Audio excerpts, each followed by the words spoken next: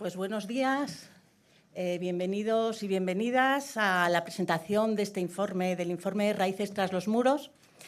Es el 15º informe elaborado por el Servicio Jesuita Migrantes sobre los centros de internamiento del Estado español.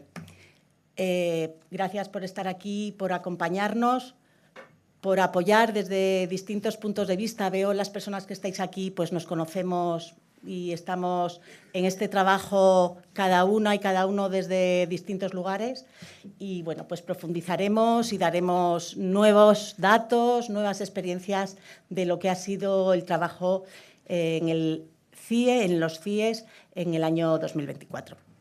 Soy María Rodríguez, directora de Pueblos Unidos, centro que forma parte del Servicio Jesuita Migrantes y que cuenta con un programa de atención y acompañamiento a los internos e internas del centro de Aluche. En la mesa me acompañan Luis Arancibia, delegado del sector social de la Compañía de Jesús en España, Iván, coordinador del informe, Cel, de la Fundación Migra Studium de Barcelona, y Jorge, el cura del Centro de Documentación contra la Tortura. Cada uno desde distinto punto de vista y con su experiencia, pues nos van a ir ayudando a desgranar y a centrar el informe que hoy queremos dar a conocer. Después de esta presentación, de la intervención de cada uno, tendremos un tiempo para la participación, para el diálogo, para las preguntas. Y mi tarea es asegurar que nos queda tiempo para este tiempo, que todas y todos podáis participar, los que queráis, no solo los que estáis aquí, también las personas que a través de streaming estamos haciendo un directo en streaming, pues quieran hacer las preguntas, lo podrán hacer. Camila y Clara o no sé quién, Dani, nos irán dando paso a estas preguntas. Y luego terminaremos pues, con unas propuestas a modo de resumen que Iván nos centrará. Por eso mis compañeras y compañeros sabrán que cuando les corte el tiempo, si es necesario, lo haré, no porque no sea interesante lo que están diciendo, sino para asegurar que tengamos este tiempo de participación y de diálogo, ¿vale? Bueno, pues sin más, Luis Arancibia, ya he dicho, es delegado del sector social de la Compañía de Jesús en España. Nos va a enmarcar el trabajo que desde las entidades de la Compañía de Jesús hacemos en el acompañamiento y defensa de derechos en los CIE. Muchas gracias, María, y buenos días a todas y todos. Y en nombre del sector social de la Compañía de Jesús me gustaría agradecer esta convocatoria, esta nueva convocatoria, un año más, para presentar el informe de los centros de internamiento de extranjeros que elabora el Servicio Jesuita a Migrantes. Gracias al Congreso de los Diputados por acogernos un año más, gracias a todos y a todas los que nos acompañáis aquí y a los que nos estáis viendo por streaming. Y de un modo muy especial, gracias a quienes habéis elaborado el informe y a la comunidad de voluntarias y voluntarios que con admirable fidelidad visitáis los centros de internamiento de extranjeros en Algeciras, Valencia, Barcelona y Madrid. Sin vuestro compromiso continuo y vuestra entrega en medio de un sufrimiento la mayoría de las veces inconsolable, nada de esto sería posible.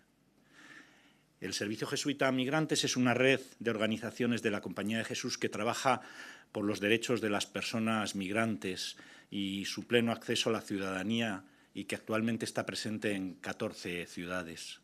En ellas acompañamos a las personas, promovemos su ciudadanía y construimos comunidad mediante programas de hospitalidad, formación, apoyo jurídico, empleo y otros más. La misión encomendada por la Compañía de Jesús al SJM es la de acompañar, servir y defender a las personas migrantes y de un modo especial a aquellas que se encuentran en una situación de mayor vulnerabilidad.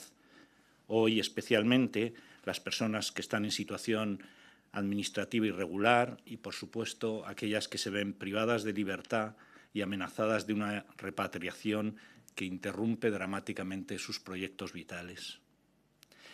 Esta misión es más relevante que nunca en un contexto de criminalización de las personas migrantes y, como señala Olga Rodríguez en el prólogo del informe que podréis leer, de guerra a los pobres. El trabajo del Servicio Jesuita Migrante se sustenta en nuestro modelo de intervención y combina el acompañamiento y los servicios de atención directa con la reflexión, la sensibilización y la incidencia pública. El informe que presentamos hoy es un buen ejemplo de este modo de trabajar. Nace del acompañamiento y el servicio a las personas internas en los CIE a través de las visitas continuas. Contiene una reflexión sobre esta realidad y pretende también ser una herramienta útil para la sensibilización, dando a conocer esta realidad oculta y desconocida que son los CIEs, y también para la incidencia política, buscando cambiar la legislación y el funcionamiento de estos centros de muerte. Vivimos un tiempo de guerra a los pobres, decíamos, y un exponente de esta guerra que no podemos olvidar hoy es el genocidio de Gaza, que contemplamos con dolor ante la flagrante violación de derechos humanos y del derecho internacional humanitario. Nos sentimos interpelados a unirnos al clamor por la búsqueda de caminos de justicia y reparación y de una paz, como dice el Papa León XIV, desarmada y desarmante y que no puede construirse sobre el miedo o la negación de la dignidad humana del pueblo palestino.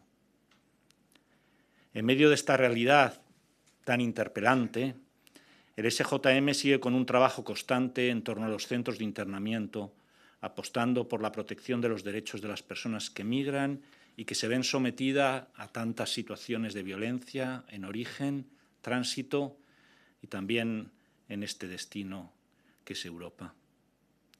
Constatamos cotidianamente cómo el internamiento en los CIE es una de esas violencias ante las que no podemos permanecer en silencio y con la que estamos comprometidos a poner luz a través de la reflexión contenida en este informe. Nos sentimos interpelados por la realidad de detención y también por la persecución de personas que en unas ocasiones son vecinos y vecinas nuestras y en otras buscan llegar a nuestras ciudades y barrios para iniciar un proyecto de vida nuevo después de haber sido expulsados de sus países por distintas razones. Con este informe nos gustaría extender esta interpelación al conjunto de la sociedad y en especial a aquellas instituciones con capacidad de decisión sobre las políticas públicas, en particular las migratorias y las de ciudadanía. En el informe hay una combinación de datos y relatos. Mediante los datos buscamos avanzar en transparencia en realidades que quedan tan ocultas como la detención o la repatriación forzosa. Y mediante los relatos poner rostro a la realidad del sufrimiento inútil que acompañan los voluntarios y voluntarias que de forma sistemática acuden a los CIE para ofrecer acompañamiento y detectar situaciones de vulnerabilidad y vulneración de derechos.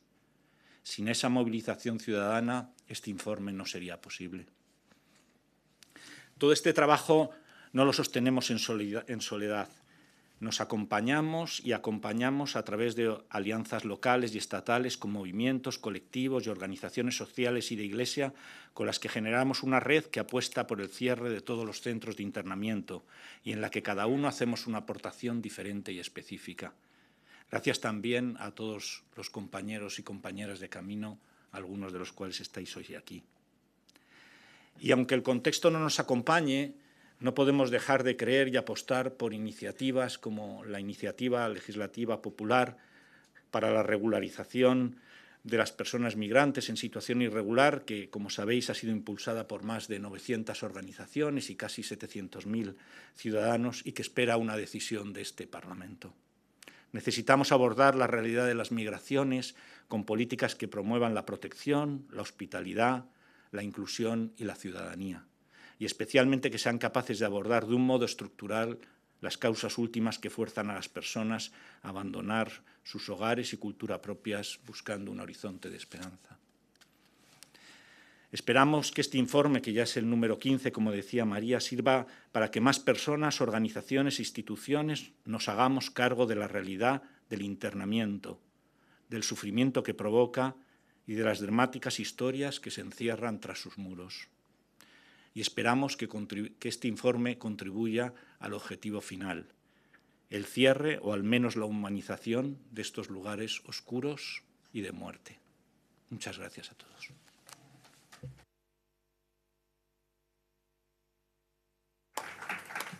Pues gracias, Luis, por enmarcarnos esta presentación del informe, esos datos, esos testimonios que ahora vamos a empezar a desgranar. El siguiente ponente es Iván Lendrino. Iván es el coordinador del programa CIE del Servicio Jesuita a Migrantes, es el coordinador del informe y también es el coordinador del equipo de voluntarios y voluntarias que acompañáis en el CIE de Aluche a los internos. Pues gracias, Iván. Iván nos va a presentar más la parte de datos y de tema de fondo. Gracias. Pues vamos a la parte de contenido. Efectivamente, el informe pues, es extenso, es complejo, tiene muchas realidades. Comenzar por señalar los 4 ejes del informe. Si hubiera que poner 4 acentos, pues serían estos 4. El principal, que enlaza con el título y la portada del informe, pues es la realidad de que se está privando de libertad, se está internando a personas que llevan mucho tiempo aquí con nosotras y con nosotros. Personas que están en nuestros barrios, en nuestras comunidades, que han iniciado proyectos de arraigo, de familia, de búsqueda de empleo. Bueno, pues esa es una clave, ¿no? Raíces tras los muros. La segunda clave del informe es una invitación que mencionábamos también en la introducción a una mayor transparencia por parte de la Administración, a que se publiquen periódicamente informaciones sobre datos y procedimientos. La tercera clave es el reto que supone el acceso a una defensa letrada y a una tutela judicial. Sobre esto volveremos más en profundidad. Y la última, de nuevo también, que lo contará otro compañero, pues el informe quiere poner en valor las alianzas locales de entidades sociales que hacen pequeños y grandes trabajos, ¿no? De diálogo entre entidades sociales, CIEs, juzgados, fiscalía, defensor del pueblo. Estos diálogos dan lugar a visibilizar esta realidad y a generar incluso sentencias de juzgados que deberían ser más tenidas en cuenta. Bueno, pues estas son las 4 claves del informe y voy con la parte de datos necesaria con la que cada año iniciamos los informes. Bueno, primero con algo que sabemos pero que ayuda a enmarcar, ¿no? La Ley de Extranjería señala que los CIE son lugares, establecimientos no penitenciarios. En ellos se priva de libertad de manera excepcional. Esta palabra es muy importante, ¿no? Debería ser una medida muy excepcional a personas extranjeras para tramitar su procedimiento de repatriación forzosa. Esto es un CIE, ¿no? ¿Qué dimensión tenemos en el 2024? Tenemos 1.863 personas internadas en los CIE. Este dato tiene 2 lecturas, una positiva. Seguimos con una curva de descenso. El internamiento en los últimos años está en torno a las 2.000 personas. En el último año estamos en 1.863 personas. Estamos lejos de cifras de hace una década donde había cerca de 10.000 personas. Esto puede ser una buena noticia y hay que celebrarla. En ausencia de esa transparencia que nos hable de cuál es la estrategia de la Administración sobre esto, podemos elucubrar que haya tenido impacto la incidencia social de la sociedad civil, el trabajo de la abogacía, de juzgados, para evitar el internamiento.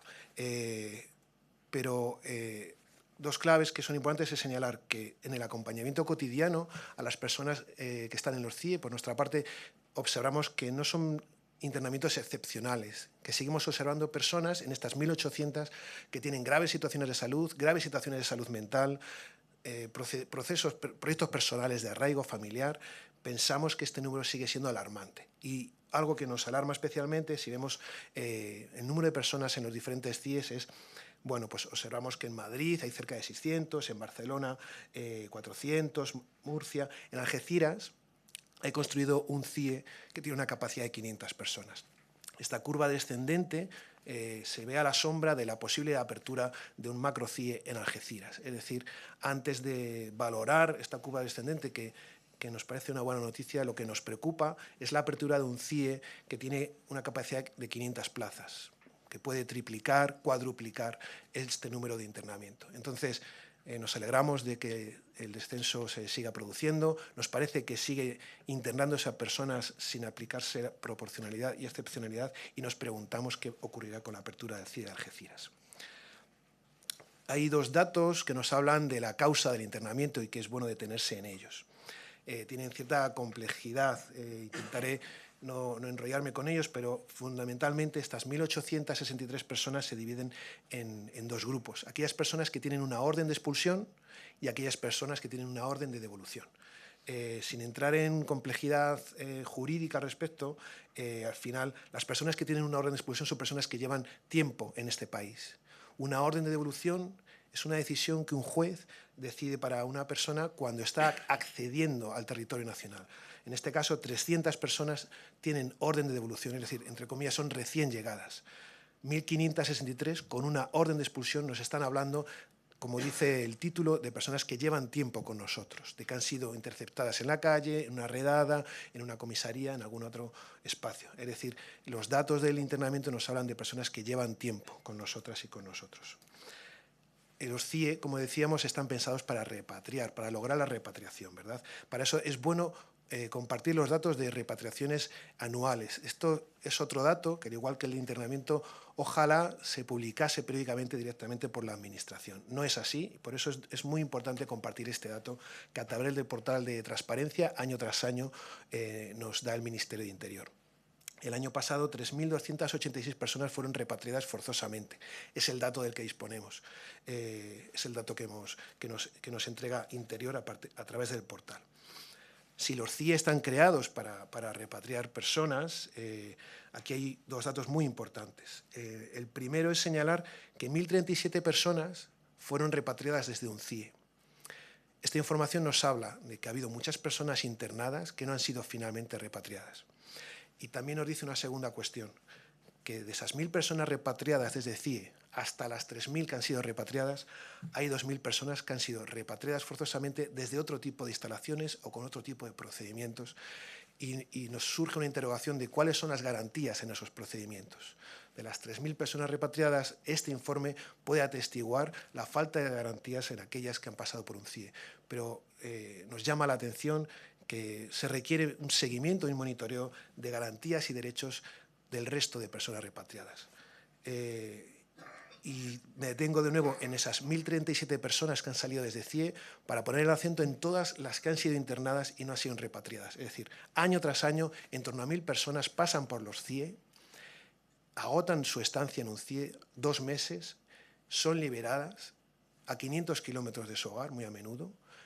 Un caso que podrán encontrar en el informe, en el capítulo de Más allá de los muros, Sami, señor tunecino, casado con una mujer gallega, con 2 hijas gallegas, es detenido en Lugo, pasa 60 días en el CIE de Aluche, a los 60 días, después de pasar situaciones muy difíciles, es liberado en Aluche, nadie repara ese internamiento, nadie le pide perdón, evidentemente, por ese internamiento indebido y, por supuesto, no se le paga un billete de vuelta para reunirse con su familia. Esas 1.000 personas que cada año son privadas de libertad de forma inútil nos siguen llamando mucho la atención. No es un dato nuevo, pero es un dato que se sigue agudizando año tras año. Desde el SJ hemos acompañado a 611 personas en 1.700 visitas. En algunos casos las hemos visto una vez o 2 porque no hemos podido llegar a una segunda visita porque han sido repatriados rápidamente y en otros casos las hemos visto semana tras semana siendo testigos de su sufrimiento y su ausencia de garantías durante el internamiento.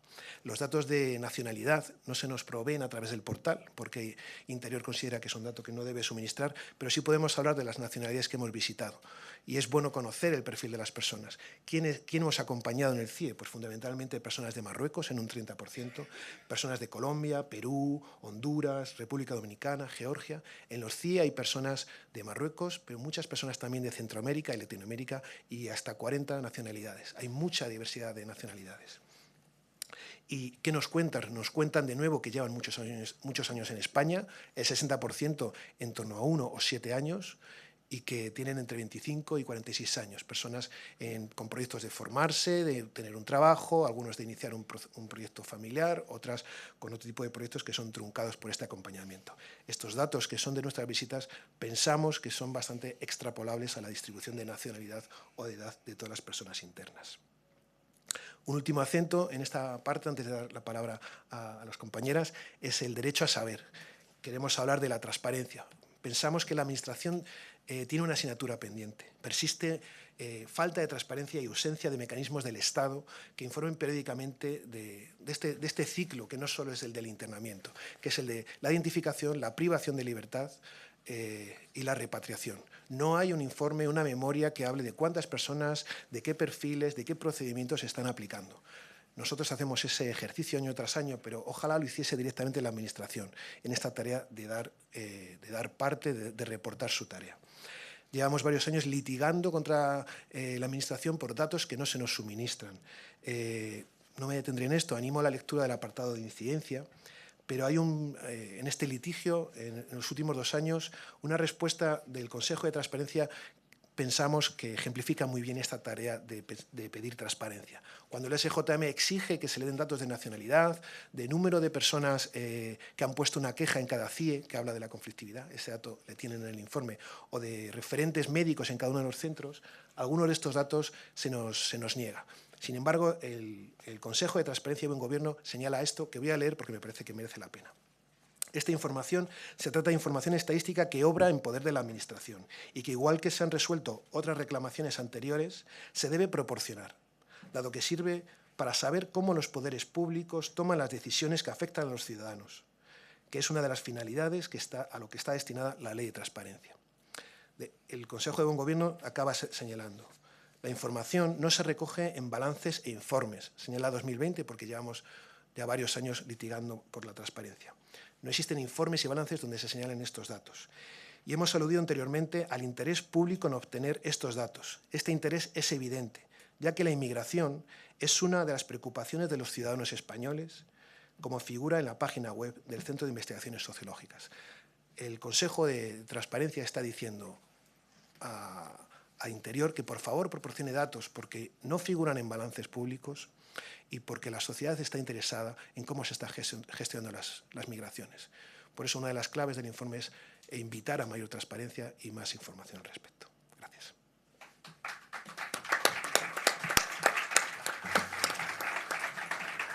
Gracias, Iván, por darnos estas pautas que luego nos facilitarán que podamos, los que queramos, y os animo a que lo hagamos, a seguir profundizando. Ahora nos va a compartir la experiencia CEL. CEL es de Fundación Migra Studium, también entidad del Servicio Jesuita Migrantes. Es coordinadora del equipo que visita el CIE de Zona Franca en Barcelona. Ella nos va a hablar más desde el punto de vista de la experiencia de las personas voluntarias que acompañan a los internos y de la experiencia de las personas internas en el CIE. Gracias, Cel. Gracias, María. Buenos días y gracias por estar aquí hoy. En primer lugar, os quería hacer saber que en el informe, en el apartado Más allá de los muros, se recogen 2 testimonios más extensos vinculados a los que yo voy a relatar ahora, el de una persona interna y el de una persona voluntaria. La primera vez que entré en el CIE de la Zona Franca fue en abril del 2022. 2 días antes había recibido una llamada de Khalid, un joven al que acompañé durante su tutela por la Generalitat de Cataluña. Tras pasar 3 años en el sistema de protección, Khalid quedó en situación de calle. Me asignaron la visita un sábado a las 9 de la mañana. Al llegar, y como dicta el protocolo, tuve que dejar todas mis pertenencias en una taquilla. La llave se la quedó la Policía Nacional. Solo pude darle a Khalid un paquete de tabaco y algunos euros para que se comprara algo en la máquina expendedora. Nunca lo había visto tan pálido. Lo habían levantado temprano y no le avisaron de que iba a recibir una visita. Él pensaba que lo estaban deportando a Marruecos. Salí del CIE con un nudo en la garganta y la sensación de impotencia más profunda. Nadie más que yo sabía que Khalid estaba internado. Solo podía recopilar informes y certificados que demostraran que estaba arraigado en el territorio. Gracias a esos documentos y 45 días después, Khalid fue puesto en libertad. Esa experiencia me llevó a contactar con Migra Studium, la única entidad que podía entrar a visitar a las personas internas en el CIE de la Zona Franca y que tienen un posicionamiento muy claro: queremos cerrar los CIEs. Josecho, entonces responsable del proyecto, me permitió integrarme como voluntaria en el equipo de visitas al CIE, acompañando a las personas internas. Volví a entrar en el CIE con la reapertura del módulo de mujeres, esta vez acompañada. Allí conocí a Elena, de origen búlgaro. Ingresó a la universidad a los 18 años para estudiar finanzas, aunque no terminó la carrera. Más tarde estudió cocina y trabajó en turismo. Desde el año 2000 vivía en Madrid con su expareja y tuvo 3 hijos. A partir de 2015 su vida se volvió un poco infierno al ser diagnosticada con un trastorno bipolar. Ella decidió volver a su país de origen. Fue detenida en el aeropuerto de Elche, a punto de embarcar rumbo a Sofía, porque había decidido cerrar su vida en España y cuidar de su madre. Sus primeras palabras al entrar al locutorio aún resuenan en mi cabeza. Yo quiero que me expulsen. Elena permaneció internada 1 mes y medio. Su trastorno mental se agravó por la falta de libertad y de control médico. Salió porque alguien recordó a la Administración que Bulgaria es un Estado miembro de la Unión Europea desde 2007. Con los años de experiencia que tengo acompañando procesos migratorios, he aprendido que lo que sostenemos es frágil. La vulnerabilidad de estas vidas es enorme y nadie puede sostenerla sola. Son vidas que no se pueden romper y en esta fragilidad es fácil que pase. Formar parte de un equipo permite sumar miradas para acompañar estas injusticias y defender los derechos vulnerados de las personas migradas internas en los CIE. Elena, Malón, Hadou, Mahmoud, Brian, Abdelnabi y Antonio son algunos de los nombres que quienes solicitaron visita, aunque algunos nunca los llegué a conocer. La burocracia era tan lenta que cuando lográbamos acceder ya habían sido expulsados o puestas en relativa libertad, con un papel en la puerta del CIE y con suerte un billete de metro. A otras personas, por desgracia, las visité semanalmente. Digo por desgracia porque cada semana de visita significa que el internamiento continúa, que el sufrimiento se prolonga y que la angustia se intensifica de manera inútil y torturante. El acceso al CIE también es un obstáculo constante. Esperas bajo el sol o el frío, sin condiciones mínimas, mientras la burocracia decide si puedes entrar. Recuerdo el pasado mes de agosto, en plena ola de calor, cuando dejaron 2 voluntarias 40 minutos bajo el sol, sabiendo que un compañero estaba dentro. La policía alegaba razones de seguridad. Dejar pertenencias en una taquilla y que la policía se quede con la llave, no poder usar el teléfono móvil en el locutorio y la falta de traductores dificultan enormemente nuestro trabajo. He sido testigo de vidas que rompen detrás de los muros del CIE, raíces mutiladas y 60 días de sufrimiento y angustia. He acompañado madres y padres separados forzosamente de sus hijos, personas que llaman a 8.000 kilómetros de distancia dando señales de vida. Historias de vida que se silencian, que se quiebran dentro de nuestra sociedad. Historias como la de Elena, cuyo sufrimiento presencié semana tras semana. Historias como la de Abdeljalil, que llegó a España con 9 años. Fue tutelada por la Generalitat de Cataluña hasta los 18. Trabajó, se casó y ahora tiene una hija de 10 años a la que no volverá a ver en mucho tiempo porque fue expulsado a su país de origen. Estas historias son la razón por las que estoy y estamos aquí hoy, para dar voz a quienes no la tienen, para acompañar, para que sus vidas frágiles y vulnerables sean sostenidas, protegidas y respetadas, para que los CIEs dejen de existir. A día de hoy restan muchas preguntas en mi cabeza, como por ejemplo, ¿por qué pedimos arraigo a las personas migrantes si luego se lo arrebatamos en una orden judicial? ¿Por qué justificamos la expulsión de personas si ignoramos sus lazos familiares y sociales? ¿Por qué hablamos de proteger a las personas vulnerables si luego las encerramos en el CIE sin garantizar sus derechos? ¿Por qué insistimos en que todo el mundo tiene derecho a la dignidad si en los CIE se les priva de libertad por haber migrado? ¿Por qué hablamos de justicia si muchas personas se quedan atrapadas en limbos legales sin acceso a la defensa? Porque se nos olvida pensar que detrás de cada número hay una persona con miedo, esperanza y derechos.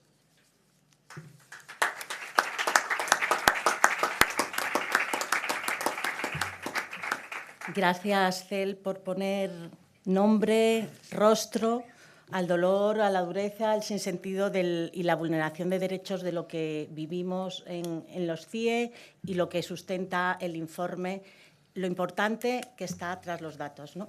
Pues muchas gracias.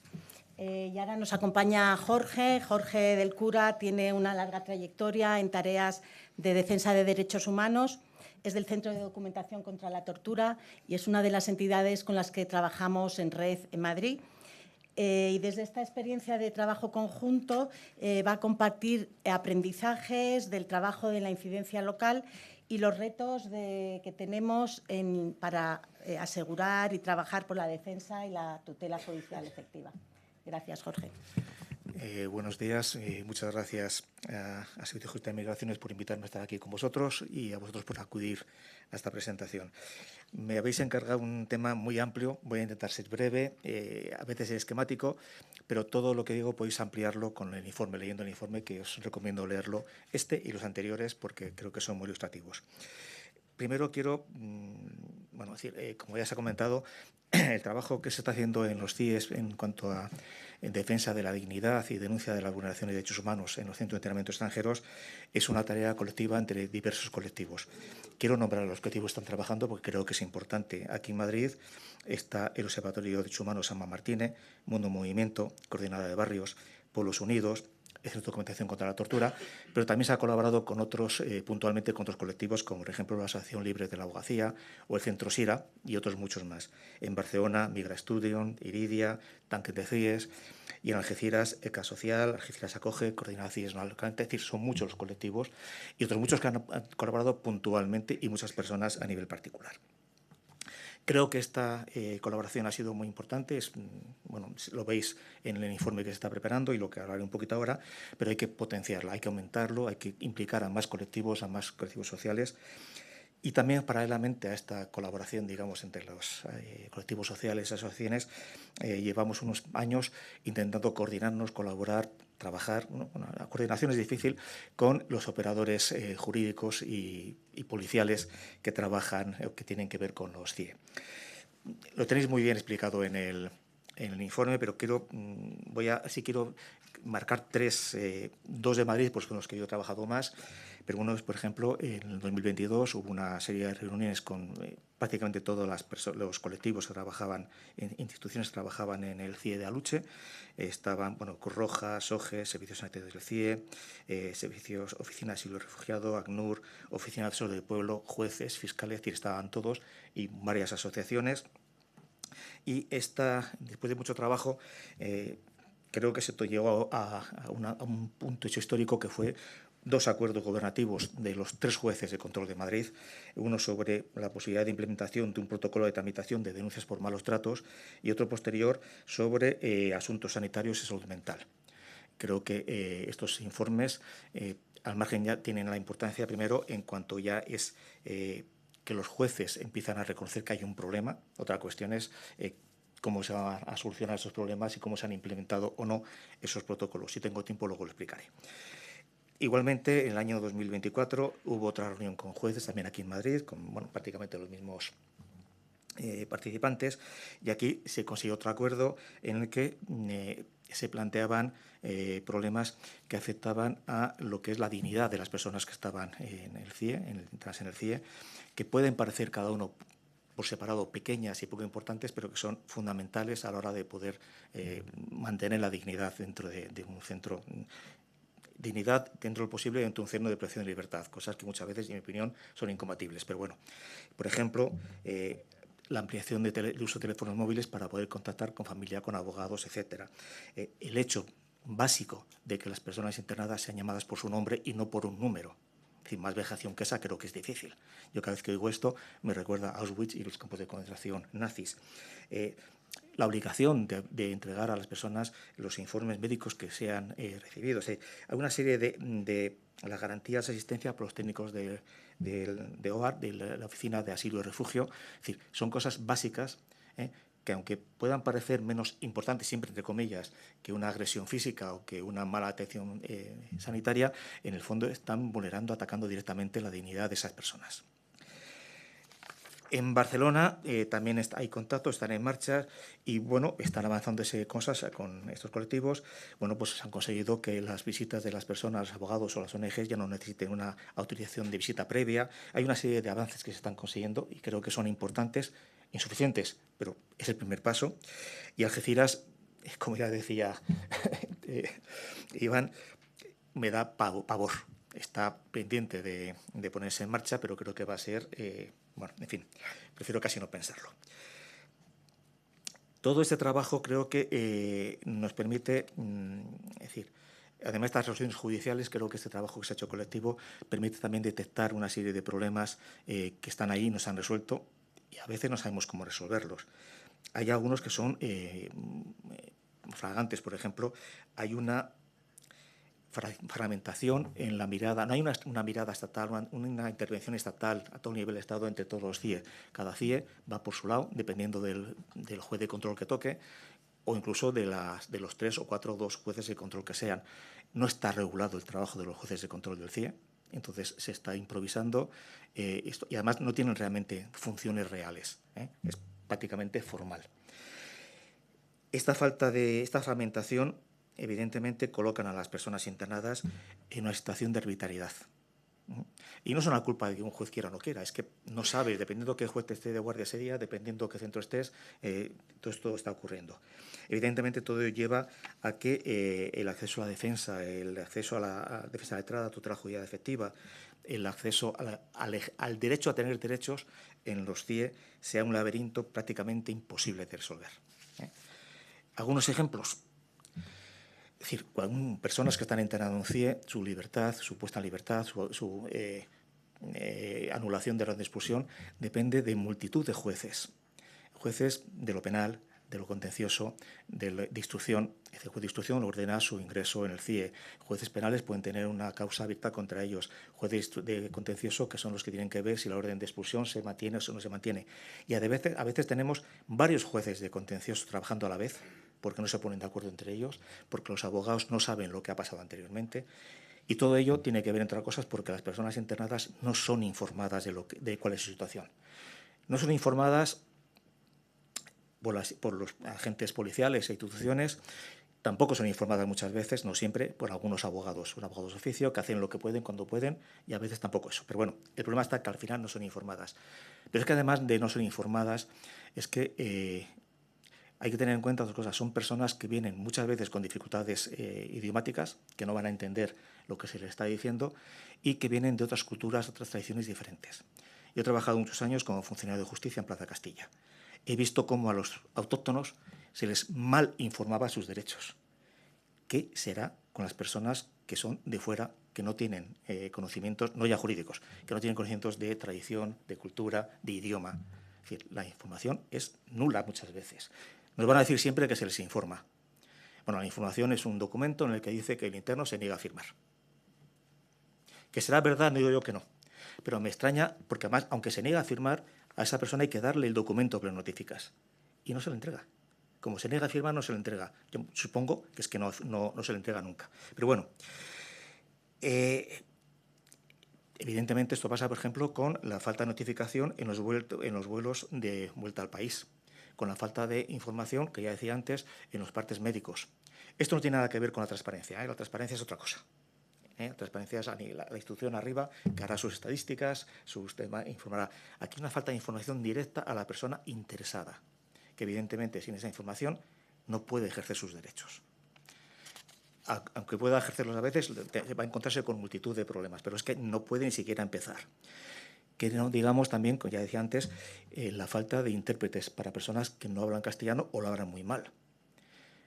No hay intérpretes. Cuando se pide, se retrasa mucho el acceso a esa defensa, a ese recurso, con lo cual, evidentemente, tenemos ese problema. Los jueces de instrucción dictan sus resoluciones de internamiento de forma automática, mecánica. Es decir, luego, gracias al trabajo de los voluntarios, se consigue que se revoque una orden de internamiento porque esa persona es objeto de protección por trata o porque tiene una enfermedad grave, incurable y no puede estar en el CIE. Pero es que el juez de instrucción se le ha dicho muchas veces que eso pasa y no ha hecho ni caso. Y es después, a través de varios juzgados a la vez, cuando se consigue, a veces es el propio director del CIE que se da cuenta de lo que ha pasado y dice, aunque me diga el juez de instrucción que le tenga en prisión, en internamiento, le meto. Pero incluso es que las normas que los jueces de control están dictando luego no se aplican. Es decir, se sigue sin aplicar el acuerdo de los jueces de instrucción de Madrid. Hablo de Madrid porque es lo que más conozco directamente en cuanto a la sanidad en los CIE. Se sigue sin aplicar. Se siguen sin aplicar o se aplica mal ese protocolo de actuación frente a quejas de malos tratos. Y se sigue sin aplicar, entre otras cosas, porque es imposible aplicarlo. Es decir, teóricamente el juez de control recibe la queja y la manda urgentemente al decanato. pero el decanato considera que no es urgente, con lo cual esa queja llega al juzgado competente para investigar al cabo de 45 o 60 días. Esa persona ya está expulsada o está en libertad. Si está expulsada, es imposible contactar con ello, o imposible que ejerza sus derechos designando abogado y procurador, etc. Y si está en libertad, está aterrorizada. No va a volver a una oficina policial o una oficina judicial porque posiblemente no le vayan a internar en el CIE, pero le pueden hacer una expulsión express. Entonces, normalmente, es decir, esa persona que tuvo el valor de denunciar inicialmente se va a encontrar con mucho miedo y muchas dificultades. Si va a la primera comparecencia en el juzgado, no va a la segunda, con independencia de que tenemos, todos habéis visto y hemos visto, casos de personas que a los 2 o 3 días de poner la queja ante el juzgado de guardia, ante el juez de control o ante el defensor del pueblo, han sido expulsadas. Él y sus testigos. No digo que haya una relación causa y efecto, pero hay una coincidencia temporal. Entonces, yo creo que esto es algo importante. Es decir, los CIE, y voy acabando porque si no me puedo enrollar mucho, los CIE constituyen el ejemplo paradigmático de lo que empieza a considerarse como un entorno torturante. Son situaciones, instituciones donde la definición de Naciones Unidas de tortura sería difícil aplicar porque no son hechos concretos, pero la acumulación sistemática de esas pequeñas o grandes vulneraciones de vejaciones y demás constituyen un maltrato, un trato cruel, inhumano y degradante. Y lo constituyen por diseño del centro, al margen ya de la voluntad o intención que tengan algunos de los funcionarios que participan en esas, que están destinados a los centros. Y con esto lo dejo y luego, si queréis, podéis preguntar lo que sea. Muchas gracias.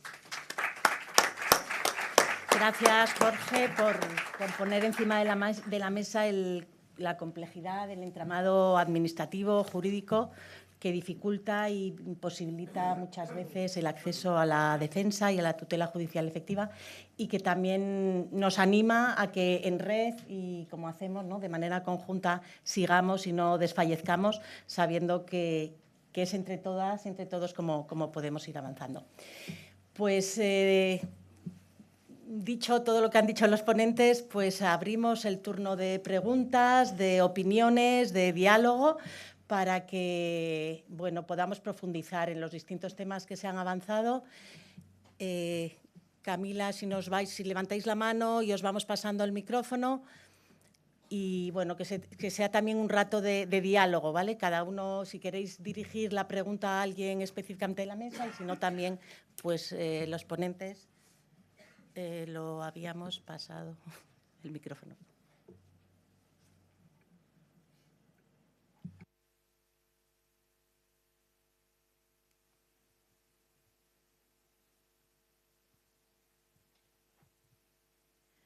Bueno, en primer lugar, enhorabuena por el informe. Es una labor maravillosa de transparencia, súper necesaria. Y mi pregunta va dirigida hacia una de las claves, de las 4 claves que señalabais este año en el informe, que es la importancia de las alianzas en el monitoreo de estos centros y en la intervención y el acompañamiento a las personas internas. Tengo entendido que la única entidad social que está acreditada para ir más allá de los locutorios, o sea, no solo para realizar visitas a las personas internas, sino que está dentro de los CIE, es la Cruz Roja. Y también me consta que durante varios años se ha solicitado cuál es su plan de actuación, más que nada para poder coordinar esa actuación de las entidades sociales que están en el entorno del CIE, y que pues parece ser que ese plan de actuación, al menos yo creo que no se ha hecho público ni se ha compartido con las otras entidades. Y me gustaría saber, ahí va mi pregunta, qué opinión os merece, qué opinión tenéis al respecto, y si os consta, si sabéis si se ha compartido este plan de actuación de Cruz Roja y cuál es su intervención dentro de los CIE. Muchas gracias. Bueno, pues gracias por la pregunta. Es un tema interesante el que planteas, porque se ha comentado, pero igual conviene, para los que no estén al tanto, remarcar esto. En todos los CIE existe una entidad social residente, por así decirlo, instalada dentro del CIE, que hace una labor de mediación entre los internos y las necesidades que se van surgiendo entre los internos y la atención médica, los internos y los funcionarios. Y hay un equipo de más o menos personas, suelen ser una persona al cargo y 2 o 3 o 4 las que hacen esta tarea. Tenemos un diálogo limitado con Cruz Roja, las entidades sociales tenemos un diálogo limitado, hay cordialidad.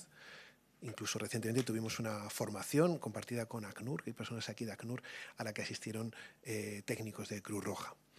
Hay un diálogo cordial, pero hay mucho trabajo por hacer a este respecto. Y cuando hemos preguntado sobre su plan de actuación, lo que se nos dice es que no es público, por lo pronto. Y pensamos que esto sí debería ser público, que sí debería ser valioso para saber qué trabajo está haciendo Cruz Roja, porque está trabajando, Cruz Roja está trabajando, y cuando Cruz Roja se le pregunta por la situación de un interno, habitualmente la conoce y está interviniendo.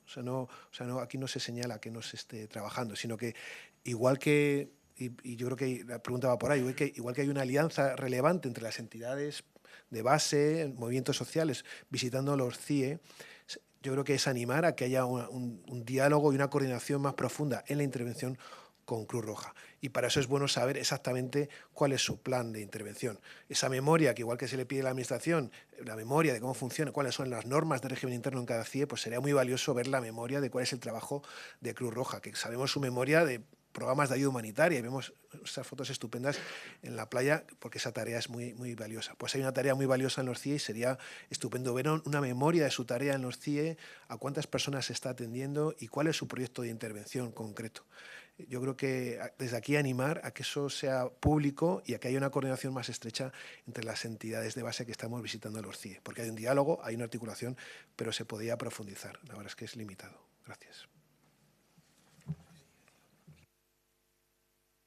Yo hablo a nivel personal y a nivel de documentación, no quiero implicar a nadie.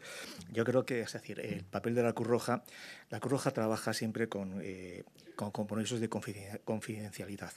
Tiene sentido, no voy a negar yo que no sea, pero también sirve de excusa para hacer de cómplice de lo que está ocurriendo en los centros de internamiento.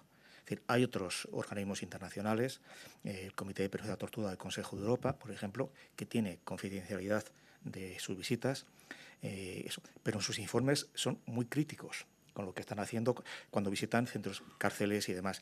Se acaba de publicar este mes de julio pasado un informe sobre las cárceles en Cataluña, durísimo con las cárceles en Cataluña. Se va a publicar a finales de este año o finales del año que viene un informe sobre el Estado español. Va a tratar fundamentalmente sobre las cárceles en el Estado español, también comisarías, pero cárceles. Y por lo que sabemos va a ser durísimo, con casos concretos de vulneraciones y demás. Cruz Roja podría y debería hacer esto, y no lo hace. Entiendo esos compromisos de confidencialidad, porque evidentemente si no lo tienes no te dejarían visitar, no te dejarían estar dentro, pero con la excusa de que ya visita a Cruz Roja los centros, muchas veces te dicen, bueno, todo está bien, puesto que Cruz Roja ya está trabajando. Entonces, yo creo que aquí Cruz Roja también tenía que ser un poco replanteárselo. Es decir, no digo que no sigan trabajando, es fundamental que estén dentro, es mejor que haya Cruz Roja que no haya nadie, pero si esa información que ellos tienen, ese trabajo que ellos tienen, no lo conocen los de la ciudadanía, es un trabajo que no sirve.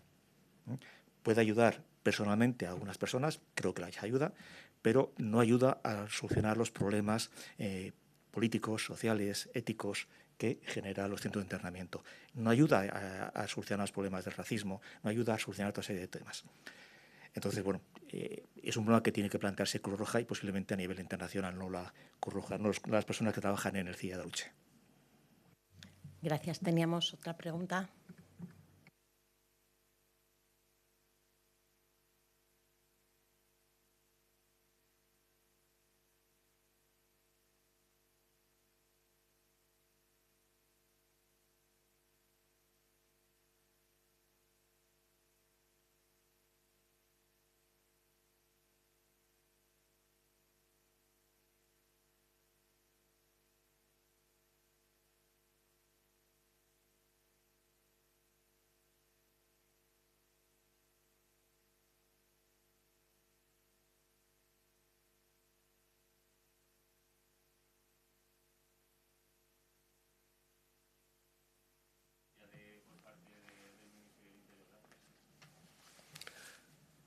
Qué bueno que ya estés ahí analizando gráficos.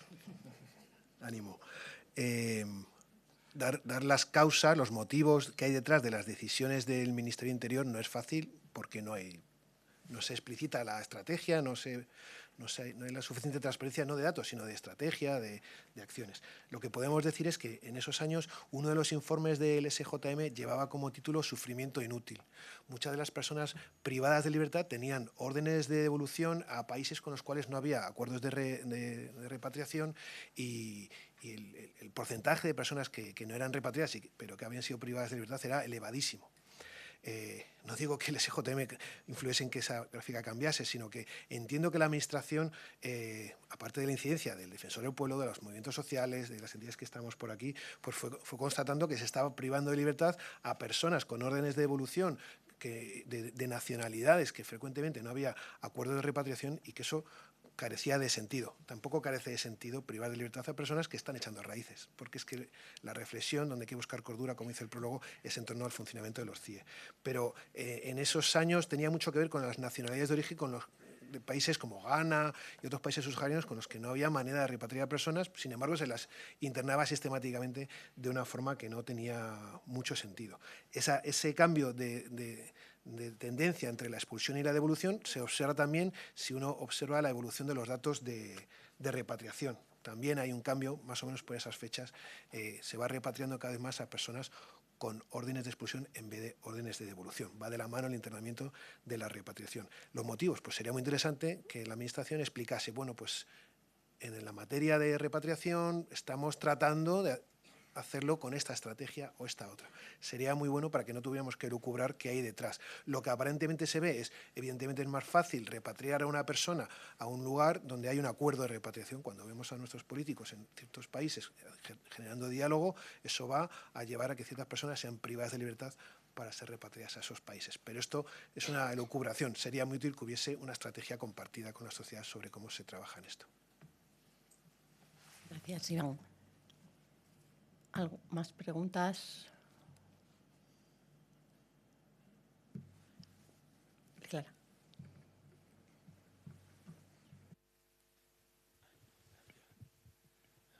Buenos días, muchísimas gracias. Primero por el informe, ¿no? Súper importante. Tenía una pregunta en cuanto a las solicitudes de asilo dentro de los CIE. Sé que documentáis unos cuantos centenares de casos, ¿no? Pero mencionáis que no sabéis cómo después discurren, cómo las procesan. ¿Habéis podido acompañar algún caso de personas que hayan pedido asilo dentro del CIE, que sepáis cuál es la resolución o cuál es el proceso? Y, en segundo lugar, ¿cuál es la preocupación también en cuanto a el principio de no devolución, protecciones contra la tortura de personas que puedan ser eventualmente deportadas a países donde vayan a ser perseguidas de nuevo, ¿no?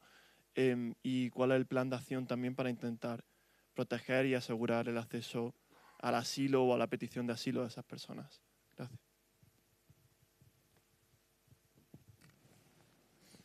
Bueno, pues así, tratar de dar respuesta. Aquí hay una persona de ACNUR que seguro que podría ayudarnos en la respuesta. Estamos en una situación ligeramente mejor que hace unos años. En los CIEs hace unos años la solicitud de asilo era muy problemática. Elementos muy básicos como que para formular esa solicitud no había cómo, no había dónde, no había un documento que tú te quedases, que quedase constancia de que habías intentado solicitar protección internacional. En ese aspecto, si estás fuera de un CIE, vas a tener serias dificultades para pedir asilo. Hay que aprovechar para decir que esa situación es dramática. Hacer uso del derecho de protección en este país es un problema porque no hay citas. En un CIE, pues en este momento vas a poder articular tu solicitud de protección internacional. Y se están cumpliendo los plazos. Se están pudiendo cumplir los plazos para que tú en tiempo y forma, en principio, lo puedas solicitar. Aquí se da un número de solicitudes a fecha de redacción del informe que estaban registradas dentro de los CIEs.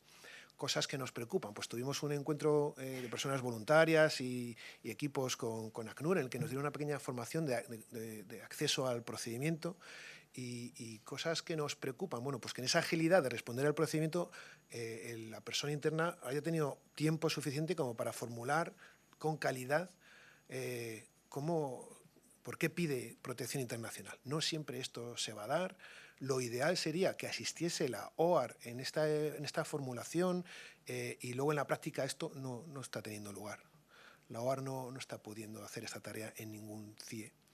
Entonces, si algo nos preocupa es que pueda la persona interna formular los motivos por los cuales quiere pedir una protección con calidad. Una persona pues, que no va a dominar el idioma, que igual en ese momento no tiene las fotos, los mensajes, la documentación de su país para intentar explicar bien esta situación, que se puede poner nerviosa. Entonces, ¿va a poder pedirlo en tiempo y forma en un CIE? Ahora sí, antes no. Va a poder preparar bien esa solicitud, que es de las cosas más importantes que va a hacer en ese momento de su vida, pues es posible que no le dé tiempo a prepararlo bien, que se la nieguen, que tenga un tiempo de reexamen, que va a ser en el tiempo adecuado, pero que una de las cosas que preocupa es poder explicar bien por qué quiere protección internacional. Y hemos asistido a personas que han sido repatriadas a sus países porque ha sido rechazado esta protección y se pone en riesgo su vida. Seguimos asistiendo a esto y es una preocupación que puedan preparar bien esa solicitud. Seguro que algún compañero o compañera puede complementar esta materia.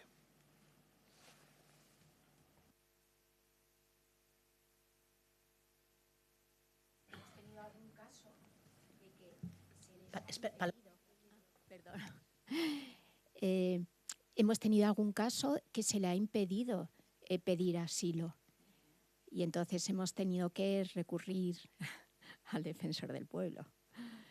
Y luego con esta persona yo le acompañé a pedir asilo, sabían que era senegalés y no había un intérprete. O sea, era una persona que sabía francés, pero él no sabía francés. O sea, sabía un poquito de francés como sabe un poquito de español. Paloma es voluntaria que acompaña en el CIE de Aluche. ¿Vale?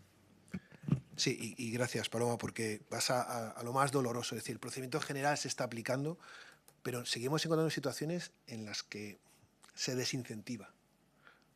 Seguimos encontrando situaciones, pero si vas a salir, pero no lo pidas ahora. Es decir, sí, esto en todo lo que tiene que ver con la situación de las migraciones, nos encontramos con, es como te vas a abrir una cuenta a un banco.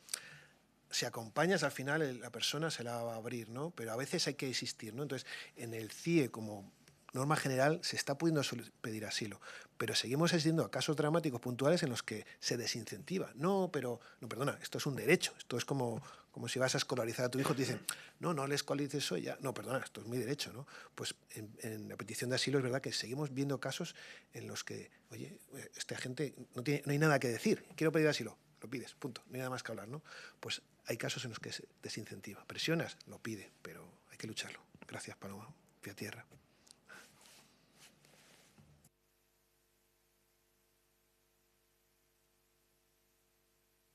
Más preguntas, aportaciones, experiencias, a lo mejor. O críticas, dice Iván.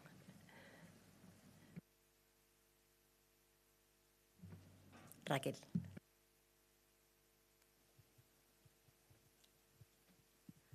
Sí, bueno, lo primero, y siempre enhorabuena por un informe más. Habéis hecho mucho énfasis en la importancia de las alianzas en red, ¿no? Del trabajo de la sociedad civil. Ahora que lo multilateral está tan cuestionado también, ¿cómo es la salud de las redes de incidencia en otros países? ¿Estáis en coordinación? ¿España es de los más activos? ¿No? ¿Cómo está la sociedad civil en esta materia en las otras redes de otros países? Bueno, vamos a ver. Las redes en el Estado español, la verdad es que están en este momento de baja, muy caídas. Es decir, en este momento los movimientos sociales están, yo creo que con muchas dudas, con muchas inseguridades. No es fácil trabajar, no ya en red. Los propios colectivos tienen crisis, desde crisis económicas, crisis de voluntarios. Es decir, está siendo muy difícil. Y eso, si el trabajo del colectivo se hace difícil, la coordinación de los colectivos se hace mucho más difícil. Además, no hay mucha experiencia en el Estado español de trabajos en redes. Yo conozco, por ejemplo, dos trabajos en redes que fueron importantes mientras funcionaron hace tiempo. Uno fue la coordinadora de la solidaridad con las personas presas, donde una veintena o 30 colectivos que trabajaban en defensa de los derechos de las personas presas estuvieron coordinadas durante 15 años más o menos, Javi, por ahí. Y bueno, se hizo un trabajo importante. Y luego, desde 2004 a 2018, estuvo la coordinadora de prevención y denuncia de la tortura, que llegó a agrupar a una 50 de colectivos, donde se hizo trabajo de información, de denuncia, creo que importante. Pero coincidió con un momento de cambio de paradigma del trabajo de los colectivos de derechos humanos y, bueno, hubo muchas circunstancias. En este momento, la verdad, las redes son muy débiles, muchas han desaparecido, entonces realmente es algo que hay que reconstruir, hay que construir, es decir, no están. A nivel europeo estamos un poco igual, tengo mucha menos información, pero estamos igual. Se comparte información muy genérica, muy teórica, pero no se comparte tanto casos concretos, casos prácticos, que es lo que realmente necesitamos. Está muy de moda en toda Europa y el resto, pues aquello del litigio estratégico, que nos centramos en casos concretos, casos puntuales, que está muy bien porque te da posibilidades de publicidad, pero te impide conocer lo que es la realidad global, esa visión genérica, que yo creo que es un poco lo que necesitamos. A veces pasamos de la estadística pura y dura, que tampoco ves el sufrimiento concreto, y nos limitamos al sufrimiento individual, que tampoco nos deja ver la realidad completa. Yo creo que tenemos un proceso que hay que replantearse el trabajo que estamos haciendo en red. Hay que constituir esas redes, lo decía al principio, hay que ampliar esas redes tanto en el CIE como en otros aspectos, y creo que es fundamental. Y no solamente constituir esas redes, digamos, de solidaridad entre los colectivos, hay que empezar a trabajar más y aprender a trabajar más con las instituciones, no solamente jueces y fiscales. Hay que implicar de alguna forma a los diputados, no solamente a que hagan leyes, sino que visiten los centros de internamiento, etc. Tenemos que crear esas redes, esos mecanismos que permitan a la sociedad conocer lo que está pasando dentro. Y es difícil porque la información que se recibe, la propaganda que se recibe es todo lo contrario. Aquello de, no, tú no te preocupes, deja que actúe la policía, deja que actúen los jueces, deja que actúen los diputados. No, actuemos nosotros, que actúen los jueces también, que actúen los policías, que actúen, pero que rindan cuentas. Es decir, yo creo que un problema aquí es de rendición de cuentas y no lo estamos haciendo. No sabemos cómo hacerlo, cuando lo hemos hecho nos ha salido mal y la verdad es que nos han segado la hierba bajo los pies, todo hay que decirlo, con multas, con sanciones, con problemas de subvenciones, pero tenemos que replantear. Es fundamental, si queremos garantizar un mínimo la defensa de la dignidad de las personas privadas de libertad y no privadas de libertad, esa coordinación es fundamental. Sé que es una respuesta muy genérica, pero... Voy a dar un poco yo. También, por complementar a lo que decía Jorge, nuestra red natural es el JRS. En el JRS, en el Jesuit Refugee Service, el SJM forma parte de esta red. Y hay un poco de lo que decía Jorge, es decir, compartimos lo que nos está pasando, es difícil hacer incidencia compartida. Ahora sí que estamos en diálogo de un proyecto que ojalá salga, de intentar usar la Carta de Derechos de la UE como herramienta para hacer incidencia. Pero aterrizar esto cuesta. Pero digamos que nuestra red natural es esta, está Bélgica, está Malta, está Portugal, está UK trabajando, pero el diálogo es limitado porque las fuerzas llegan a donde llegan y estamos más en el acompañar local y compartir casos. Ojalá podamos hacer alguna estrategia compartida de incidencia. Pero es verdad que como la norma es tan diferente en cada país, es difícil la estrategia, porque la norma del internamiento en cada país, en países donde incluso se pueden privar de libertad a familias, ¿no? Entonces, es difícil una estrategia compartida cuando además, si en España ya la norma en cada centro es un reino de taifas, ¿no? Cada CIE, pues en Europa cada país tiene un reglamento sobre la privación de libertad diferente. Aún así, digamos que nuestra red natural es esa, el JRS, y hay redes como ATD, que habla de alternativas a la detención, que están reflexionando sobre las alternativas, que es un jardín también muy valioso, PICUM, que habla más sobre irregularidad, con la que conectamos, pero digamos que nuestra red así natural, con la que compartimos penas y a veces casos, es el JRS.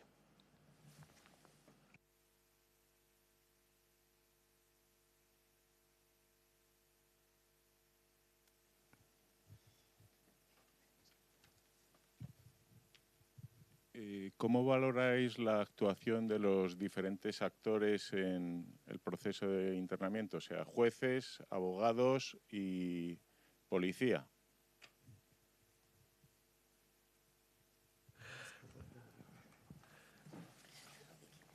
Gracias, José Luis, voluntario también de los equipos de visitas. Lo mencionaba Jorge, nos preocupan los internamientos automáticos. Hay un informe interesante del año pasado que animamos también a su lectura de Amnistía Internacional, se cita en el nuestro y habla de internamientos automáticos. Asistimos, por desgracia, con demasiada frecuencia a una brigada policial que detiene a una persona, sugiere un internamiento en CIE y un juzgado que decide internar a esta persona sin haber profundizado lo suficiente en la situación de esta persona, sin haber identificado pues, una situación de salud muy grave, una situación de salud mental muy grave, un arraigo en curso por formación, un arraigo laboral. Bueno, pensamos que, y Jorge lo ha señalado, pensamos que se tiene que evitar los internamientos automáticos, es una expresión un poco de andar por casa, ¿no? Es decir, que los jueces en esa tutela judicial deberían tomarse más en serio, profundizar en la situación de las personas y que el abogado o abogada de oficio que está ahí debería poner en valor. Es decir, nos encontramos con personas que acompañamos en el CIE donde dices, pero bueno, ¿no le llegó al juez este informe médico? No, es que no me dio tiempo. Claro, es que los ritmos son muy rápidos, la persona no llega con una mochila con toda su documentación. Bueno, pues ahí es el juzgado que tiene que pedir un peritaje si hace falta sobre su salud o decir, vamos a profundizar más en el caso. Entonces, especialmente nos preocupa en ese embudo el papel de los juzgados de control, perdón, de instrucción que deciden el internamiento.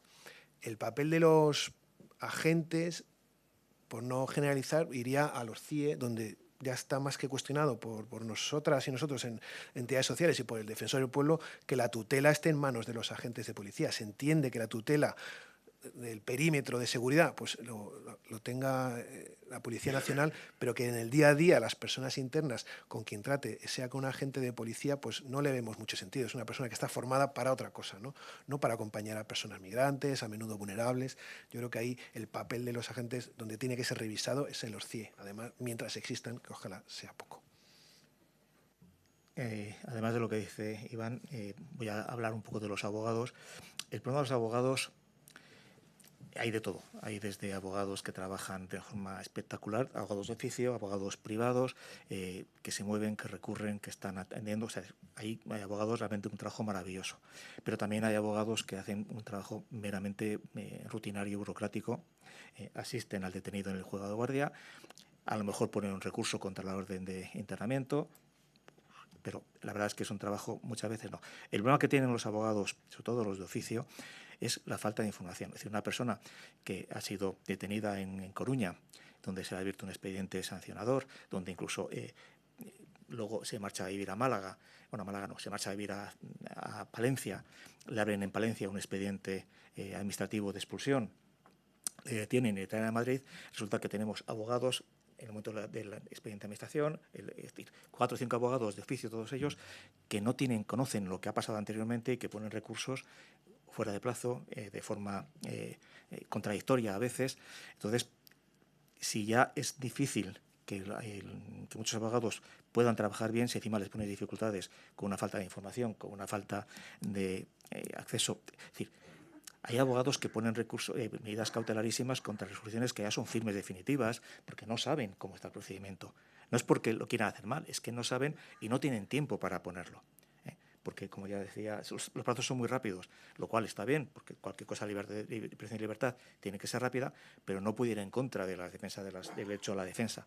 Entonces, yo creo que hay aquí un problema importante. Los servicios de orientación jurídica de extranjería, pues, bueno, falta de medios, falta de personal. Tampoco está clara cuál es su función, como en todos los servicios de orientación jurídica, tanto penitenciario como esto. Entonces, es realmente difícil. Toda la estructura, ¿no? Yo creo que centrarlo en un operador concreto es difícil. Todos los operadores fallan, pero es que uno solo no puede mejorar. Los jueces de control, pues está muy bien que existan jueces de control, pero si los jueces de control no saben qué es lo que tienen que controlar. Es decir, yo recuerdo a otros niveles que los jueces de vigilancia penitenciaria, que llevan muchos años ya, es decir, se rigen por normas, llamémoslas jurisprudenciales, que han determinado los propios jueces de vigilancia penitenciaria. porque la ley penitenciaria es caótica, no dice nada. Con los jueces de control pasa lo mismo. La ley que los crea no dice nada. Es decir, todas sus funciones entran en contradicción con las competencias de otros juzgados. Entonces, es decir, que sí, que pueden trabajar en que, bueno, que fulanito quiere que le den papel para presentar una queja y como no se lo dan, interviene el juez de control. En cuanto saques de ahí, ya lo tiene muy difícil. Hacen lo que hacen. Un acuerdo, es decir, sería bueno que se hiciese esto. Sería bueno que se haga un protocolo. Pero no pueden intervenir realmente. Entonces yo creo que es un problema no tanto de que los operadores quieran trabajar, sino es que realmente los que quieren no pueden. Y no todos quieren, lo cual ya encima, evidentemente, tenemos problemas.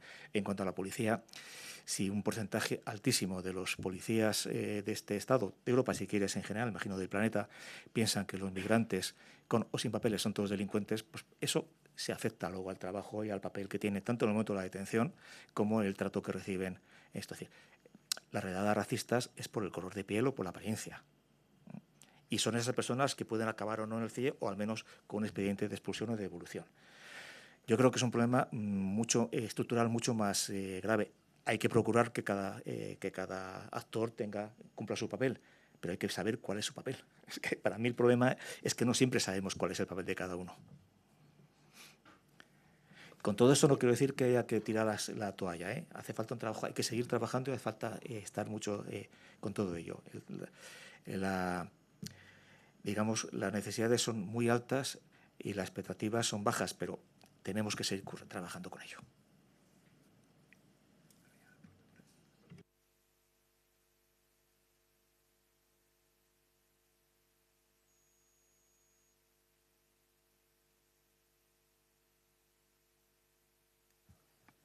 Ahora está verde. Bueno, pues soy Fernando del Departamento de Migraciones de la Conferencia Episcopal y simplemente pues lo que quería era agradeceros por este informe y sobre todo también por la labor que hacéis dentro de los CIE en acompañar a las personas que están internas y luego también en sacar a la luz, que es importante, pues todas esas cuestiones que habéis planteado. Es una manera de visibilizar, de ayudar también a nuestra sociedad a que conozca lo que allí sucede y también pues a que haya un mayor compromiso en favor también de estas personas que, como vosotros bien habéis dicho también, y también desde la Conferencia Episcopal, no pensamos que el 70% de las personas que están ahí están internadas por una cuestión de irregularidad administrativa, sin haber cometido ningún delito, ¿verdad? Y están pues pagando como si fuera una pena de cárcel. Y yo de eso conozco mucho porque he sido también capellán de instituciones penitenciarias de cárceles. Y pero simplemente deciros eso, apoyaros y sabéis que desde la Conferencia Episcopal, desde el departamento, pues tenéis también ese apoyo y toda la colaboración. Aparte de que ya también en todos los CIEs ahí están las capellanías. Aquí estoy viendo a Rufino, ¿bien? Que acompaña el CIE de Aluche. Y también desde las capellanías, yo que ahora me voy a reunir dentro de poco también con los capellanes de los diferentes CIEs, yo llevo poco tiempo en el departamento, pero también me están llegando algunas quejas, incluso, pues, sobre todo, y lo digo así también en voz alta, desde el CIE de Barcelona, en el que llevan tiempo el capellán que no puede entrar de una manera, digamos, normal. O sea, simplemente la persona parece que tiene que pedir alguien tiene que solicitar la atención del capellán. Y yo creo que es una manera muy restrictiva que hacen ellos, además de ese acuerdo que hay entre la Iglesia y el Gobierno y el Estado para la atención en los CIEs. Entonces es una manera muy restrictiva también de lo que significa el acompañar desde la Iglesia, desde la capellanía a una persona, que no simplemente ir a celebrar misa o sacramentos, sino que es un acompañamiento también más en la integridad de toda la persona. Bueno, pues simplemente no es quizás el cauce, pero bueno, es bueno que se diga que yo estoy ahí. También quiero hablar de este tema también pues con los responsables, el responsable último del tema de los CIEs. Pero nada, sobre todo eso, pues daros las gracias y que sabéis que contáis con nuestro apoyo y nuestra colaboración. Gracias.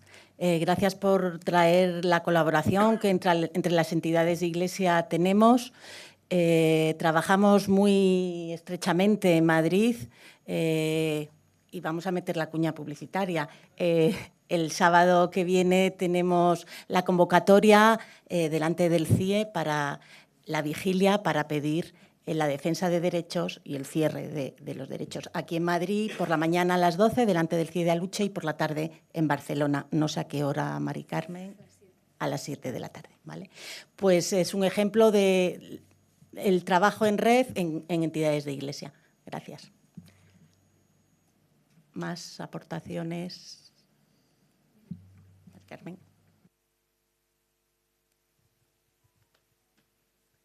Bueno, una cosa concreta y una más genérica o global. La concreta es cuando decís, ¿no? Nos da miedo pensar en el CIE de Algeciras. ¿Qué estamos diciendo con eso? Y la segunda es esta cuestión de los centros de internamiento, las expulsiones, cómo dialoga con el Pacto Europeo de Migraciones y Asilo, que además hay un apartado en el informe. Si podéis decir algo de esas dos cosas. Pues sobre la apertura del CIE de Algeciras, pues efectivamente en el informe figura en el apartado de alianzas el trabajo de la coordinadora de Cádiz durante el último año para visibilizar la preocupación que hay en ese territorio por el hecho de que se abra ese CIE. Es interesante leer el trabajo de movilización que ahora se están activando también esta semana para impulsar nuevas marchas contra la apertura del CIE de Algeciras en este trimestre. ¿Qué está señalando estas entidades, entre las que está ECA Social como parte del SJM? Pues está señalando que hay una inversión millonaria en una instalación que lleva en reforma muchísimo tiempo y que tiene la posibilidad de albergar a un tamaño descomunal de personas, a 500 personas, lo decíamos al comienzo. Claro, aquí la pregunta fundamental es, ¿sería valioso que la Administración compartiese cuál es la estrategia con este CIE? ¿Se va a privar de libertad a familias y a menores como ocurre en otros países? Porque este centro tiene instalaciones que podrían contar con esa posibilidad, algo que sería una aberración en función de lo que estamos acompañando. ¿Se va a poder visitar? ¿En qué condiciones se va a poder monitorizar o acompañar la situación de estos centros? No hay una comunicación sobre cuál es el papel o el acceso de las ONGs a este centro. De hecho, tenemos constancia de que algunas ONGs están intentando solicitar ser acreditadas para visitar y no están pudiendo todavía. Bueno, o sea, la primera parte y la segunda están muy relacionadas. Es decir, este CIE va a responder a la estrategia actual, no explicitada, no contada, pero que se observan los datos de que los CIEs internen a personas que llevan años con nosotros con órdenes de expulsión y se les repatrie, o va a responder a la estrategia que sugiere el Pacto de Migraciones, que habla más de que no accedan y que se evalúe bien si son susceptibles de recibir protección y luego se les deje entrar a territorio. Es decir, esta instalación va a responder a una estrategia de que no entren, que sería más PEMA, Pacto Europeo, o de que los que están aquí con raíces se les expulse. Pues esas inquietudes están detrás de estas acciones de alianza local en la Coordinadora de Cádiz, de la que formamos parte.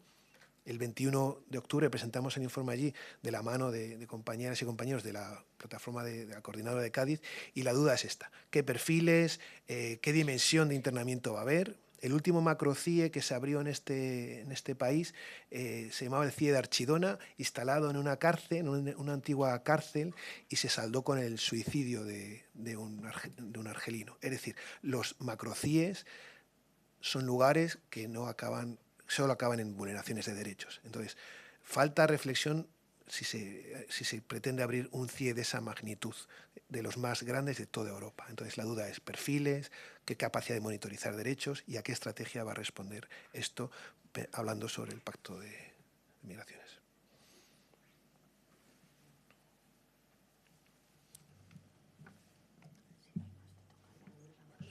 Si no, no sé si hay más preguntas, más aportaciones. Si no, Iván, le damos la palabra para que recoja las conclusiones y haga un resumen. Perdón, porque sigo hablando todavía. Bueno, no las voy a leer todas, pero animo a la última página del informe, página 59, a la lectura de esas propuestas conclusivas muy breves. Pasaré muy rápido por ellas, pero tratan de ser mensajes concisos dirigidos a instituciones clave, ¿no? Al Ministerio de Interior lo que le sugerimos es que revise la existencia de estos lugares, que reflexione sobre la apertura del CIE de Algeciras y que genere mecanismos de transparencia. A los juzgados, cosas que ya han salido, pues profundizar en la excepcionalidad y en las casuísticas de las personas antes de decidir su internamiento y tenga en cuenta otras medidas con las que cuenta la Ley de Extranjería. A los decanatos y juzgados de control, que se refuerce y fortalezca el rol de control de los juzgados de control, que a menudo entran en colisión con otras competencias. Que se garanticen protocolos de investigación de las malas praxis y canales de denuncia segura. Por ejemplo, para que no se repatrien personas hasta que no se haya hecho una investigación, cosa a la que asistimos. A la abogacía en general y los colegios profesionales, que se garantice una defensa ágil, de calidad y accesible. Accesible quiere decir que las personas puedan acceder con agilidad a sus abogadas y abogados. En muchos casos hacen un trabajo excelente, pero muchos otros no llegan a contactar con ellos. Mayor formación a estos profesionales que no siempre cuentan con la formación adecuada y se les puede proporcionar, y animar a los colegios de abogados y turnos de oficio a que en todos los CIE haya un SOGE, un Servicio de Orientación Jurídica a Extranjeros. No le hay, por ejemplo, en Murcia, no hay un SOGE, lo han intentado y no lo han logrado. En Algeciras había serias dificultades antes del cierre y en el nuevo macroCIE nos preocupa mucho este papel. Pensamos que en eso se puede avanzar. A la Dirección General de la Policía le pedimos que armonice las normas de régimen interno de estos centros y que las publicite. ¿Cuáles son las normas del centro? No puede haber un corcho con 4 normas, los horarios de visitas, no. ¿Cuál es el documento donde están las normas de cada CIE y que sea el mismo documento? Que la experiencia de ser internado en Murcia o en Manaluche no sea diferente, debería ser la misma experiencia. Que se normalice hacia la alta, hacia una mirada garantista. Que se impulsen entornos seguros dentro del CIE, de convivencia. Y que se revise los pliegos de subcontratación sanitaria. Ojalá el servicio médico fuera en el marco normalizado de la sanidad pública. Mientras eso ocurre o no ocurre, que se amplíe, porque es un pliego muy limitado con el que no estamos de acuerdo y especialmente echamos de menos profesionales de la salud mental. No lo decimos nosotros, lo dicen los juzgados de control de Barcelona y los juzgados de control de Madrid. Echan de menos profesionales de la salud mental. Y a los diputados, lo ha dicho Jorge, les pedimos que vengan a este tipo de encuentros. Aquí se echan en falta diputados de la Comisión de Interior. Se les ha invitado y no están, si está alguno, perdón, pero me temo que no están. Se les pide que se lean este informe, que vengan a estos espacios, que dialoguen con las diferentes entidades que estamos trabajando y que lleven a los grupos políticos a hablar no solo sobre el internamiento, sino sobre el ciclo de identificación, redadas, detención, privación de libertad y repatriación. Ese ciclo fallido del que forma parte el internamiento y sobre el que hay que proteger, pedimos que se interesen por él. Quisiera a la sociedad civil, a las voluntarias que estáis aquí y a muchas que ojalá nos estén siguiendo o no, porque están haciendo cosas muy importantes, darles las gracias porque su trabajo es el más importante sobre el que se articula esta labor de incidencia, al equipo que los coordina, a FEL, que está haciendo esa tarea, a otras compañeras en las diferentes, Armando, que no está aquí, pero que está en ello, al equipo técnico que ha aportado acompañar a estos voluntarios y ha apoyado en la redacción del informe, a los que han revisado el informe, que había mucho que revisar, a la maquetación, que es una labor de arte y de mucha paciencia, y al equipo de la oficina técnica y del sector social que hace posible que tengamos estas presentaciones y este trabajo de incidencia. Muchas gracias.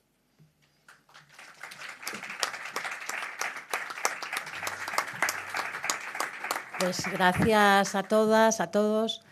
Y como nos tememos que el año que viene, en el 26, seguirá habiendo CIEs, porque los hay en el 25, pues os emplazamos a que sigamos trabajando para que el derecho sea una realidad en los CIE y para que sigamos animando y trabajando en la defensa de los derechos. Pues os emplazamos al año que viene al nuevo informe, ¿vale? Gracias.